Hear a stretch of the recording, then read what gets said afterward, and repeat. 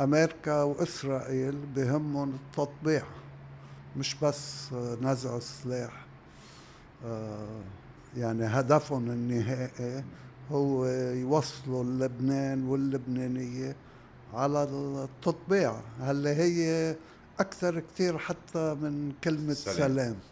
في ناس بيفكروها تطبيع شيء هين، انه هيدا شيء بيحصل قبل السلام. لا، هيدا شيء بيحصل بعد السلام، هو نتيجة سلام حقيقي وتطبيع علاقات تجارية وعلاقات دبلوماسية وعلاقات ثقافية وحدود مفتوحة يعني رح يكون، وتجارة. يعني رح يكون، بفهم منك، رح يكون عهد جوزيف عون عهد التطبيع والسلام.